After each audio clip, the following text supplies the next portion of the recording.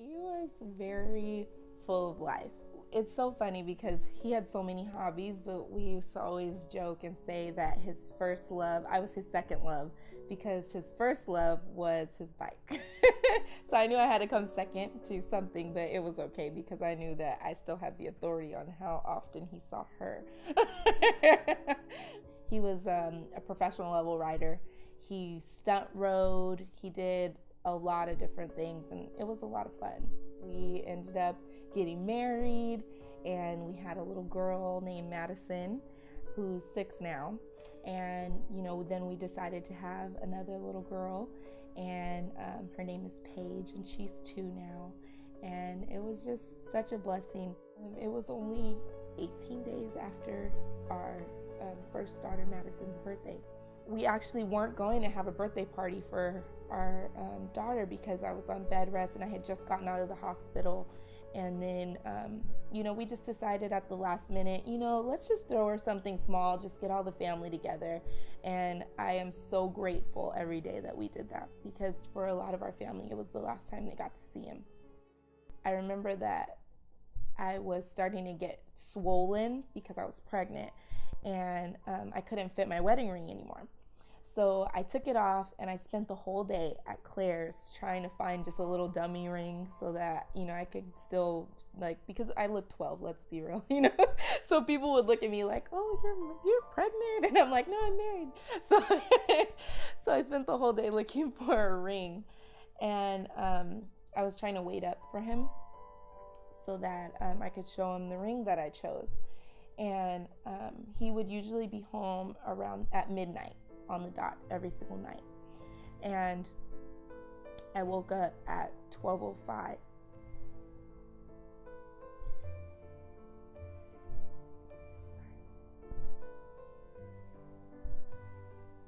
And I just remember my heart sank.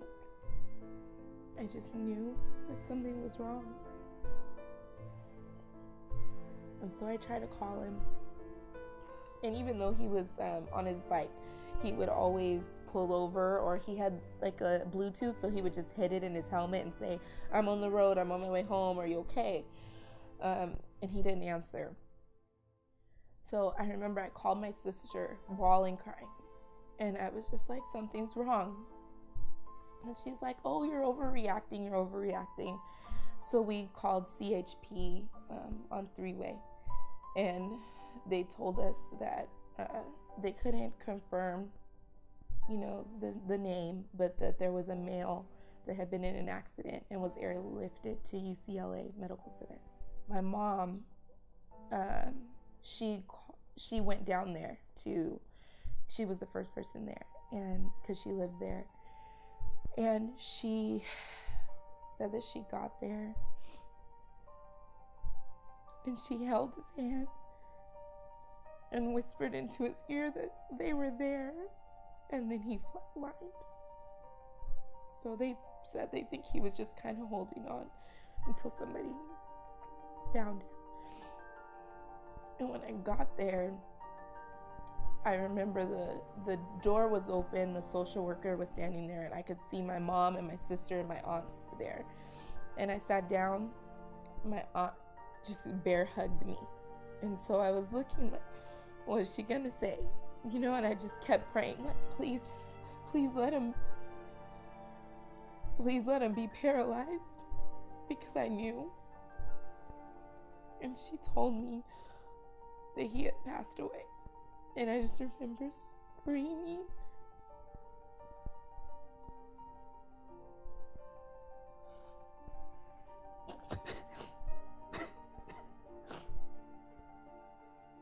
It's so weird when you go into a hospital room, you see someone laying in the bed with all these machines hooked up, but there's no noise. When you go in a hospital, you hear the beep, beep, beep, and I kept saying, why aren't these on? Why aren't these on? Because he looked like he had just, been in a fight or something. He just had a black eye, and he had on a neck brace, and he looked fine. He looked like he should be able to just get up. After he passed away,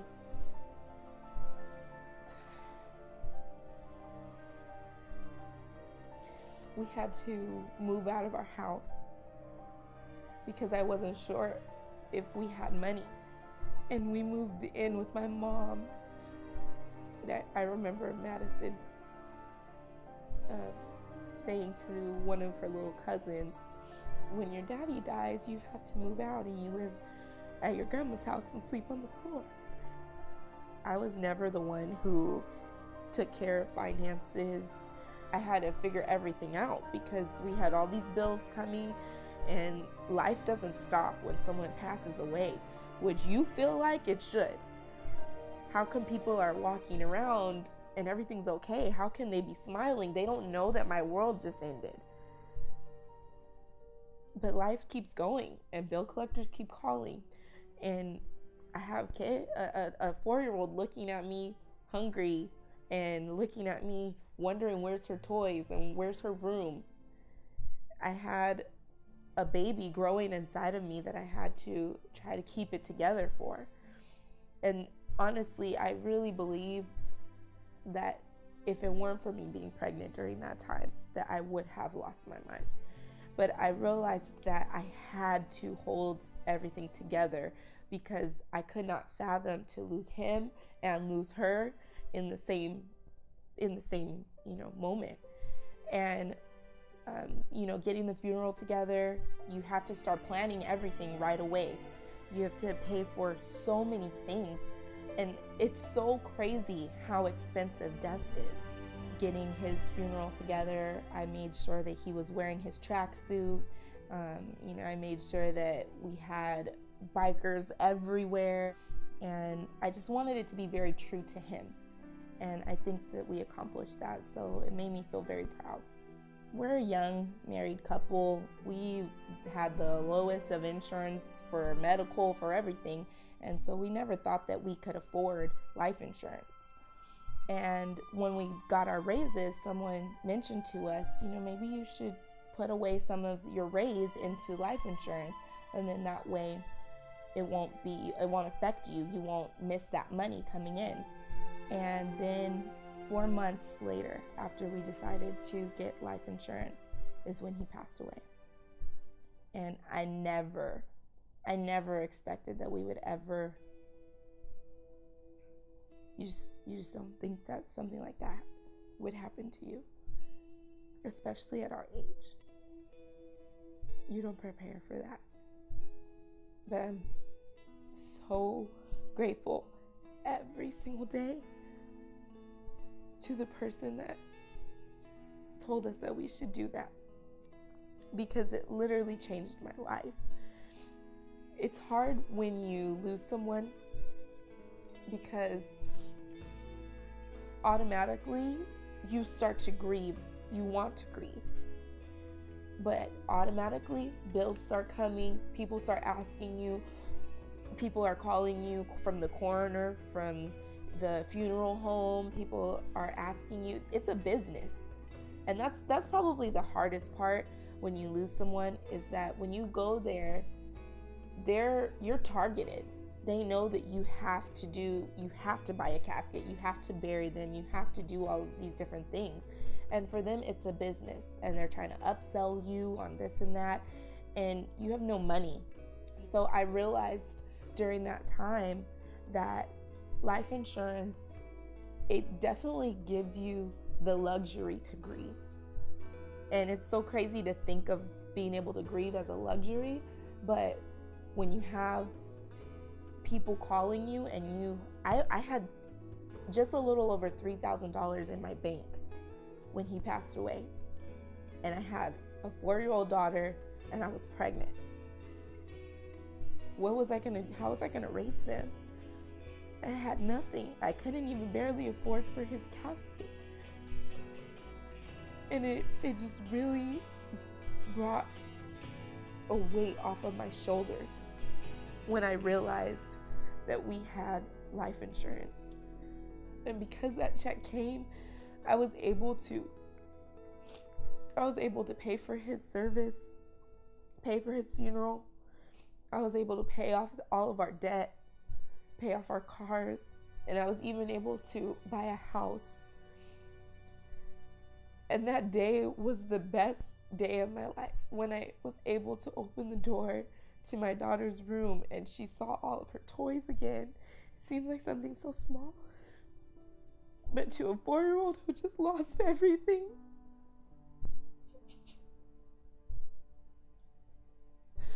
those toys meant everything to her. And being able to have a house, a room, she didn't have to sleep on an air mattress anymore. That was a blessing. From the time that Lloyd passed away, a lot has changed now. And life has been moving forward in such a beautiful way. A week before he passed away, we were having a conversation.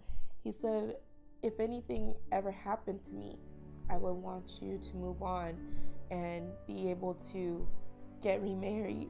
And so, a lot of prayer and counseling and, moving forward. I actually reconnected with one of my childhood friends and at church, and we ended up blossoming into a relationship, and we actually ended up getting married, and we recently just had a little boy. So we have our 2 princesses, and now we have our prince, and he's 5 weeks old now. And I'm definitely grateful for all of the blessings that have been in my life, and definitely knowing Lloyd for even the short time that I knew him was one of those huge blessings, because I grew a lot when I was married to him. I grew a lot, I learned a lot, and I feel like I'm a better person today because of it. And now I'm the grown into the person that I am supposed to be with my husband now. And it's just a blessing to be able to see the smile on my girl's face and hear them be able to call someone dad who really deserves that title as well.